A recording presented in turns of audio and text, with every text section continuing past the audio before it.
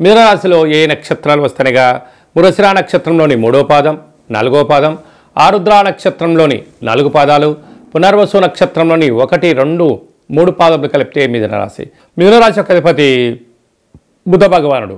వీరికి రాశిలోనే కుజుడు సంచారం చేయడం వలన కుజదోష ప్రభావం కారణం వలన వీలైనంత వరకు మౌనం, ధ్యానం, ఏకాగ్రత, సత్ప్రవర్తన, ఆధ్యాత్మికమైన చింతన కార్యక్రమాలను ఏర్పాటు చేసుకోవడం వలన శత్రువులు తగ్గిపోతారు. కనుక నోరు ఉంది కదా అని చెప్పి అధికంగా మాట్లాడొద్దు, డబ్బులు ఉన్నాయి కదా అని చెప్పి అధికంగా ఖర్చు పెట్టొద్దు. ఈ రెండు ఈరోజు తెలియవు. ప్రకృతి భగవంతుడు రిటర్న్ గిఫ్ట్ ఏర్పాటు చేయబోతాడు. కనుక ఇలాంటి కాల సమయంలో మౌనంగా ఉండడం, ప్రతిదాన్ని తెలుసుకునే ప్రయత్నం చేయడం వల్ల సకల గ్రహ దోషం తొలగిపోతుంది అని చెప్పి మీరు గమనించగలగాలి. ఈ వీడియో మీరు చూస్తున్నారు అన్నట్లయితే మీరు మహాదేవుడికి మహాశివరాత్రి సందర్భంగా అభిషేకం చేసే సమయం ఆసన్నమైందని చెప్పి మీరు గుర్తుపెట్టుకోగలగాలి. భగవంతుడు సిద్ధంగా ఉన్నాడు.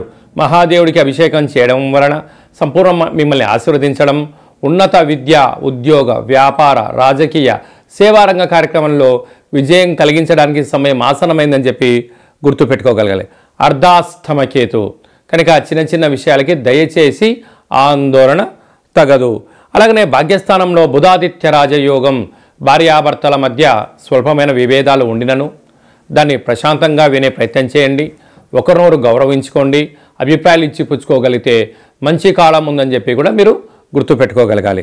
అదే కాకుండా ఏడాది తర్వాత రవి భగవానుడు బుధాదిత్య రాజయోగంతో శని భగవానుడితో కలిసి సంచారం చేయడం వలన ఇలాంటి కాల సమయంలోనే ఆరోగ్యము, చర్మ సంబంధమైన వ్యాధులు, మానసిక ఒత్తిడి, స్వల్పమైనటువంటి ఆటంకాలు కనిపిస్తూ ఉంటాయి.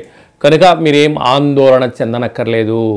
అంటే వర్షం వచ్చేటువంటి కాల సమయంలో ఉరుములు మెరుపులు ఎలా వస్తూ ఉంటాయో ఇవంతా తాత్కాలికమే. మీ మనోధైర్యమే మీ విజయం అని చెప్పి గుర్తుపెట్టుకోగలగాలి. అలాగనే రాజ్యస్థానంలో శుక్రరాహుల సంచార స్థితి, మీరు ఎదిగే కొద్దీ భగవంతుడు ఆశీస్సులు మీ పైన ఉండడం వల్ల స్థిర చరాస్తులు మీ సొంతం కాబోతున్నాయి.